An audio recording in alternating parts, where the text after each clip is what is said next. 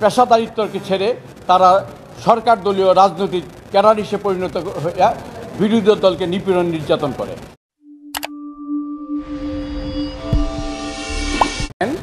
যে অন্তর্বর্তীকালীন সরকার গতকালই একটা তদন্ত কমিশন গঠন করেছেন যারা গুমের সাথে জড়িত, গুমের সংক্রান্ত বিষয়ে, এবং মাননীয় প্রধান উপদেষ্টা ইতিমধ্যে তার জাতির উদ্দেশ্যে ভাষণে বলেছেন যে গ্রেপ্তারকৃত ছাত্র জনতাকে মুক্তি দেওয়া হয়েছে এবং একই ব্যবস্থা গ্রহণ করা হবে যারা গায়েবী মোকদ্দমায় আটক ছিল, গায়েবী মোকদ্দমার আসামি ছিল।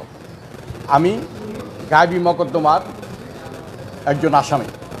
আমার বিরুদ্ধে এখনও 10টি মামলা কাছে, 10টি গায়েবী মোকদ্দমা এখনও বিচারাধীন।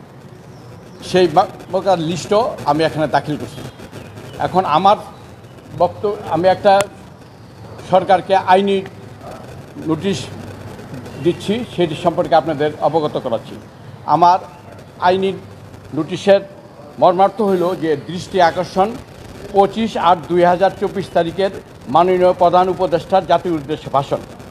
বিষয়: শেখ হাসিনা সরকার কর্তৃক রাজনৈতিক ভিন্নমতাবলম্বী ও বিরোধী দলকে দমন নিপীড়নের উদ্দেশ্যে আইনি প্রক্রিয়ার অপব্যবহার মাধ্যমে গায়েবী মোকদ্দমা রুজু করে গ্রেপ্তার, রিমান্ড বাণিজ্য ও ভুয়া চার্জশিট প্রদানের মাধ্যমে দেশের মোট জনগোষ্ঠীর একটি বৃহৎ অংশকে হয়রানি, নির্যাতন ও কারারুদ্ধ রাখার নির্দেশদাতা, পরিকল্পনাকারী, রচয়িতা, ইনফরম্যান্ট, ইনভেস্টিগেশন অফিসার এবং সংশ্লিষ্ট কর্মকর্তা পতিত সরকারের শপথ পাঠপূর্বক সাংবিধানিক পদধারী অফিসিয়াল ডেজিগনেটেড পার্সন চিহ্নিত ও আইনের আওতায় আনয়ন এবং ক্ষতিগ্রস্তদের ক্ষতির পরিমাণ নির্ধারণের জন্য উচ্চ ক্ষমতাসম্পন্ন বিচার বিভাগীয় তদন্ত কমিশন গঠনের আবেদন।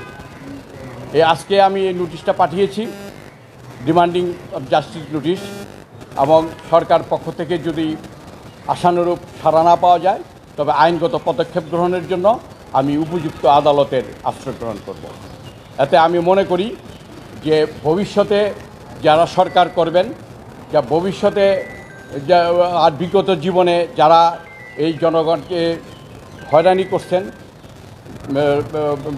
জনগণের সাংবিধানিক যে মৌলিক অধিকারকে ক্ষুণ্ণ করে এই গায়েবী মোকদ্দমা দিয়ে তাদের ক্ষমতাকে টিকিয়ে রেখেছেন, এদের একটা বিচার হওয়া উচিত। এবং এই যদি বিচারটা হয় তবে এই স্বাধীনতার চেতনা মূল্যায়িত হবে এবং স্বাধীনতার স্বাদ জনগণ ভোগ করতে পারবে।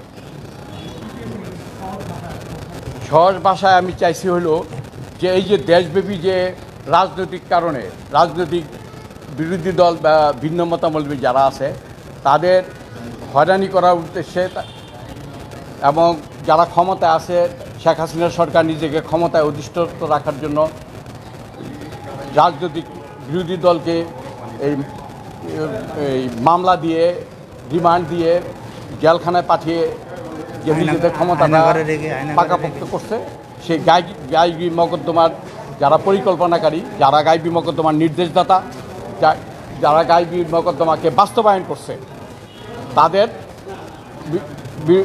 তদন্তের জন্য একটা আইনগত তদন্ত কমিশন এবং যারা ক্ষতিগ্রস্ত হয়েছে আমার মতো যারা ভিকটিম, তাদেরকে ক্ষতিপূরণের কী পরিমাণ ক্ষতিপূরণ দেওয়া যায় সেটা নির্ধারণ করা। আমি এখানে উল্লেখ করছি যে আমার শরীরের ভিতর গুলি আছে, আমার সাথে আরেকটা ইব্রাহিম নামে একটা ছেলে গুলিবিদ্ধ হয়ে মৃত্যুবরণ করছে।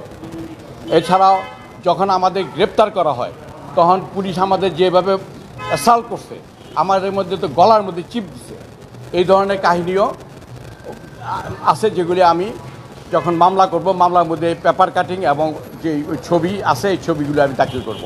তা আমি মনে করি যে সবারই একটা লিমিটেশন থাকা উচিত, পুলিশ কতটুকু ক্ষমতা ব্যবহার করতে পারে, ম্যাজিস্ট্রেট, বিচার বিভাগ কতটুকু তাদের দায়িত্ব পালন করতে হবে, এবং অন্যান্য সরকারের প্রজাতন্ত্রের যারা কর্মকর্তা তাদের দায়িত্ব কী। সংবিধানের 21-2 ধারা অনুযায়ী তাদের একমাত্র দায়িত্ব হল সরকারি আমলাদের, বেতনভুক্ত কর্মচারীদের জনগণের সেবা করা। তার পরিবর্তে তারা তাদের পেশাদারিত্বকে ছেড়ে তারা সরকার দলীয় রাজনৈতিক ক্যাডার হিসেবে পরিণত হয়ে বিরোধী দলকে নিপীড়ন নির্যাতন করে। এগুলি বন্ধ হওয়া উচিত। এই জন্যই আমি এই অন্তর্বর্তী সরকার কতগুলি ভালো পদক্ষেপ নিয়েছেন। অন্তর্বর্তী সরকার আমি আর দৃঢ় বিশ্বাস যে তিনি এটা সংস্কার করবেন এবং এই যারা এই ঘটনার সাথে জড়িত পরিকল্পনাকারী নির্দেশদাতা তাদের বিরুদ্ধে ব্যবস্থা নেবেন। এই নোটিশে আমি আরেকটা কথা উল্লেখ করেছি, বাংলাদেশের জনগণের মানবাধিকারকে সমুন্নত রাখার জন্য আইন করে মানবাধিকার কমিশন আইন 2009 ওই আইন অনুযায়ী বাংলাদেশে একটা মানবাধিকার কমিশন আছে, জাতীয় মানবাধিকার কমিশন। তাদের দায়িত্ব হলো যে জনগণের যেখানে মৌলিক অধিকার ক্ষুণ্ণ হয়, মানবাধিকার ক্ষুণ্ণ হয়, সেখানে আইনগত প্রোটেকশন দেওয়া, প্রয়োজনের ব্যবস্থা করা।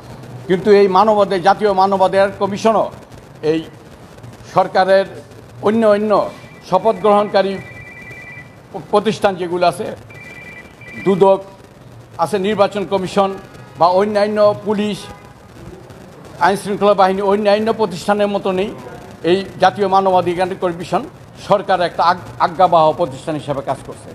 এতে তাদেরকেও আইনের আনা উচিত এবং তাদেরকেও জবাবদিহিতার আওতায় আনা উচিত। আপনাদের সকলকে ধন্যবাদ।